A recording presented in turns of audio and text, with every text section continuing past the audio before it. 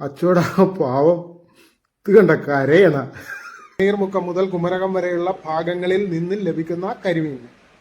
ഞാനൊരു തണ്ണീർമുക്കംകാരനായതുകൊണ്ട് വെറുതെ പൊങ്ങച്ചം പറയുന്നതല്ല. കഴുകി വൃത്തിയാക്കി വരഞ്ഞു വെച്ച കരിമീൻ നമുക്ക് ഈ ഒരു ചാറിന്റെ അകത്തോട്ട് ഇട്ട് കൊടുക്കാം.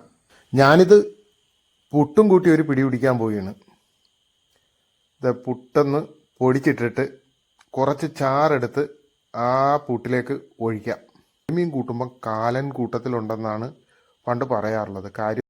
കരിമീൻ നമ്മുടെ സംസ്ഥാനത്തിന്റെ ഔദ്യോഗിക മത്സ്യമായിട്ട് പ്രഖ്യാപിച്ചത് 2010-ലാണ്.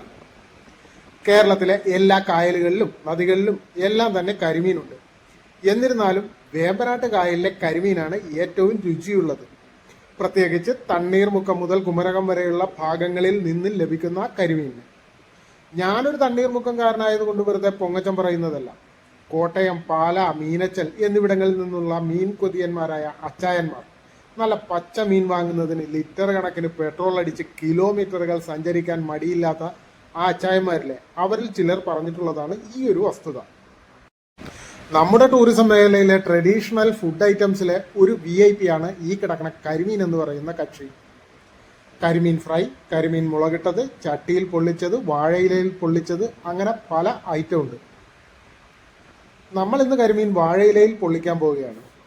സാധാരണ ഹോട്ടലിലൊക്കെ വാഴയിലയിൽ പൊള്ളിക്കുന്ന രീതി എങ്ങനെയാണെന്ന് വെച്ചാൽ കരിമീൻ ഒരു ഹാഫ് ഫ്രൈ ചെയ്തിട്ട് പ്രത്യേകമായിട്ട് പച്ചമുളക്, ഇഞ്ചി, വേപ്പില, തക്കാളി, സവാള, അത്യാവശ്യം പൊടികൾ ഇവയെല്ലാം ചേർത്ത് ഒരു സെപ്പറേറ്റ് ഗ്രേവി തയ്യാറാക്കിയതിന് ശേഷം ഒരു വാഴയിലയിൽ കരിമീനും ഈ ഗ്രേവിയും എല്ലാം കൂടി പൊതിഞ്ഞു കെട്ടി പാനിൽ ചൂടാക്കി എടുക്കുന്ന സംഭവമാണ് വാഴയിലയിൽ പൊള്ളിച്ചതെന്ന് പറയുന്നത്. എന്നാൽ നമ്മൾ അങ്ങനെയല്ല ചെയ്യാൻ പോകുന്നത്. ആ ഒരു സ്റ്റൈൽ നിങ്ങൾ ഈ വീഡിയോയിൽ കാണുക. വീഡിയോ ഇഷ്ടപ്പെട്ടാൽ ലൈക്ക് ചെയ്യാനും കമൻറ്റ് ചെയ്യാനും മറക്കരുത്. അതുപോലെ തന്നെ ഈ ചാനൽ ഒന്ന് സബ്സ്ക്രൈബ് ചെയ്ത് എന്നെ ഒന്ന് സപ്പോർട്ട് ചെയ്യുക കൂടി വേണം. വലതുവശത്തുള്ള ബെല്ലൈക്കൺ ഒന്ന് അമർത്തിയാൽ ഞാൻ അപ്ലോഡ് ചെയ്യുന്ന വീഡിയോകൾ അതേസമയം തന്നെ നിങ്ങളുടെ ഡിവൈസിൽ നിങ്ങൾക്ക് നോട്ടിഫിക്കേഷനായി ലഭിക്കുകയും ചെയ്യും. നമ്മൾ ആ കരിമീനൊക്കെ അവിടെ വെട്ടി തേച്ച് വൃത്തിയാക്കി വെച്ചിട്ടുണ്ട്. ഇനി നമുക്ക് ഒരു വാഴയില വെട്ടണം. അതായതെന്ന് വെച്ചാൽ ഒരു അത്യാവശ്യം നീളവും വീതിയും ഒക്കെ ഉള്ളൊരു വാഴയില തന്നെ വേണം. അപ്പോൾ അതൊരെണ്ണം നമുക്ക് വെട്ടിയെടുക്കാം. നമുക്ക് ഈ വാഴയില ഒന്ന് വാട്ടിയെടുക്കണം. ഇപ്പം ഈ മഴയൊക്കെ പെയ്ത് നിൽക്കുന്ന സമയമായതുകൊണ്ട് ഇത് പൊട്ടാനുള്ള സാധ്യത കൂടുതലാണ്.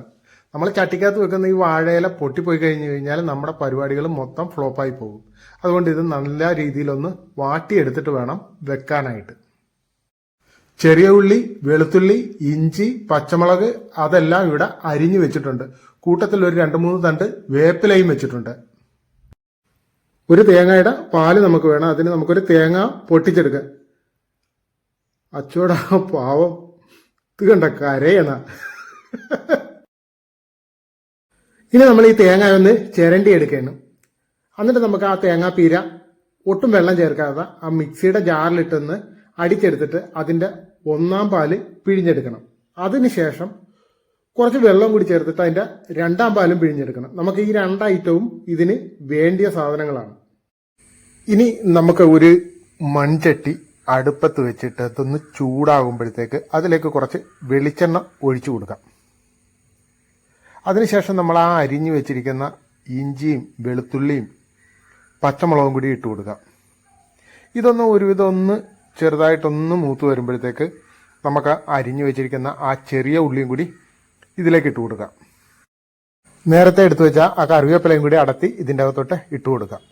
അതോടൊപ്പം തന്നെ ഇതൊന്ന് പെട്ടെന്ന് വഴന്ന് കിട്ടുന്നതിന് വേണ്ടി കുറച്ച് ഉപ്പും കൂടി ചേർത്ത് കൊടുക്കാം. എന്നിട്ട് ഇത് ഒന്ന് നന്നായിട്ട് ഇളക്കി കൊടുക്കുക. ഇതൊന്ന് വഴറ്റിയെടുക്കേണ്ടതുണ്ട്. നമ്മുടെ ഈ ഐറ്റമൊക്കെ ഒന്ന് വഴന്ന് റെഡിയായി വന്നിട്ടുണ്ട്. ഇനി നമുക്കിതിലേക്ക് കുറച്ച് പൊടി ഐറ്റം ചേർത്ത് കൊടുക്കാം. ആദ്യം നമുക്ക് കുറച്ച് മഞ്ഞൾപ്പൊടി ഇട്ട് കൊടുക്കാം. പിന്നെ 1 സ്പൂൺ കുരുമുളക് പൊടി,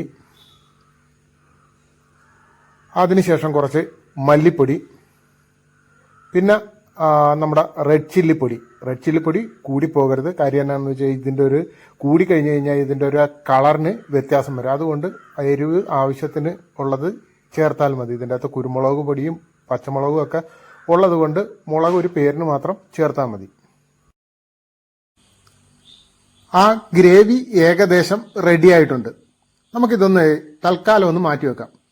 എന്നിട്ട് നമുക്ക് ആ ഒരു ഇന്നത്തെ ഈ വാഴയിലയിൽ പൊള്ളിക്കുന്ന ആ ഒരു സ്പെഷ്യൽ പ്രിപ്പറേഷൻ അതിൻ്റെ ഇതിലേക്ക് നമുക്ക് മാറാം.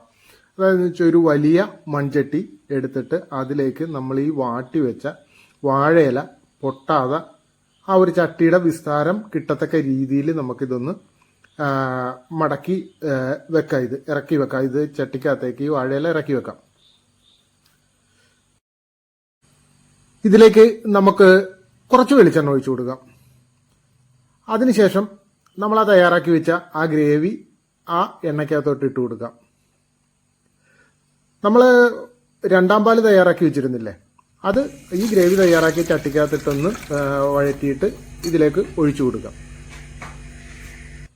ഇനി ഈ ഗ്രേവി ഇതൊന്ന് തിളച്ചു വരുന്നവരെ നമുക്ക് വെയിറ്റ് ചെയ്യാം.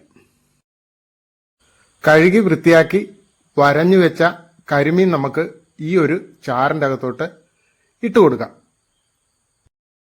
3 കരിമീനാണ് നമ്മൾ എടുത്തിട്ടുള്ളത്. അത് 3 നമ്മൾ ഇതിൻ്റെ അകത്തേക്ക് ഇട്ടിട്ട് ഒന്ന് നല്ലവണ്ണം തിളച്ച് കുറുകി വരുന്നതിന് വേണ്ടിയിട്ട് നമുക്ക് വെയിറ്റ് ചെയ്യാം. ഈ ഗ്രേവിയുടെ ഉപ്പൊന്ന് നോക്കിയിട്ട് പോരായ്മ ഉണ്ടെങ്കിൽ അത് ചേർത്ത് കൊടുത്തേക്കണം. അങ്ങനെ കരിമീൻ പൊള്ളിച്ചത് രണ്ടാം പാലിൽ തിളച്ച് ഏകദേശം കുറുകി വന്നിട്ടുണ്ട്. ഇനി നമുക്ക് ആ 1-ാം പാലും കൂടി ചേർത്ത് കൊടുക്കാം. ഇതൊന്ന് ചെറുതായി കൈകൊണ്ട് തന്നെ ഒന്ന് ഇളക്കി യോജിപ്പിച്ചു കൊടുക്കുക. തവി ഇടരുത്. തവി ഇട്ടാൽ മീൻ ചിലപ്പോൾ പൊടിഞ്ഞു പോകാൻ സാധ്യതയുണ്ട്. അങ്ങനെ നമ്മുടെ വാഴയിലയിൽ പൊള്ളിച്ച കരിമീൻ ഇവിടെ റെഡി ആയിരിക്കുകയാണ്. ഇനി നമുക്കിതൊരു പാത്രത്തിലേക്ക് മാറ്റാം. വാഴയിലയിൽ പൊള്ളിച്ച കരിമീൻ ഒരു പ്ലേറ്റിലേക്ക് മാറ്റിയിട്ടുണ്ട്. ഇത് നമുക്ക് പുട്ടിൻ്റെ കൂട്ടത്തിലോ അപ്പത്തിൻ്റെ കൂട്ടത്തിലോ ചോറിൻ്റെ കൂട്ടത്തിലോ ഒക്കെ ഉപയോഗിക്കാവുന്നതാണ്. പിന്നെ ഇതിലേ ഒരു തക്കാളി ചേർക്കുന്നതുകൊണ്ട് കുഴപ്പമൊന്നുമില്ല. ഇഷ്ടമുള്ളവർക്ക് അത് തക്കാളിയും കൂടി ചേർക്കാം. എനിക്കത് ഇഷ്ടമില്ലാത്തത് കൊണ്ടാണ് ഞാനത് ചേർക്കാത്തത്. ഞാനിത് പുട്ടും കൂട്ടി ഒരു പിടി പിടിക്കാൻ പോവുകയാണ്. ഇത് പുട്ടൊന്ന് പൊടിച്ചിട്ടിട്ട് കുറച്ച് ചാറെടുത്ത് ആ പുട്ടിലേക്ക് ഒഴിക്കാം. പിന്നെ ഈ കരിമീൻ കൂട്ടുമ്പോഴത്തേക്ക് പണ്ട് മുതലേ നമ്മുടെയൊക്കെ വീട്ടിൽ അച്ഛനൊക്കെ പറഞ്ഞു തരുന്നൊരു കാര്യമുണ്ട്. അതായത് വെച്ചാൽ കരിമീൻ കൂട്ടുമ്പോൾ കാലൻ കൂട്ടത്തിലുണ്ടെന്നാണ് പണ്ട് പറയാറുള്ളത്. കാര്യം വേറൊന്നുമല്ല, ഇതിൻ്റെ മുള്ള് വളരെ സൂക്ഷിച്ച് കഴിച്ചില്ലെങ്കിൽ മുള്ള് തൊണ്ടയിൽ ഉടക്കാനായിട്ടുള്ള സാധ്യതയുണ്ട്.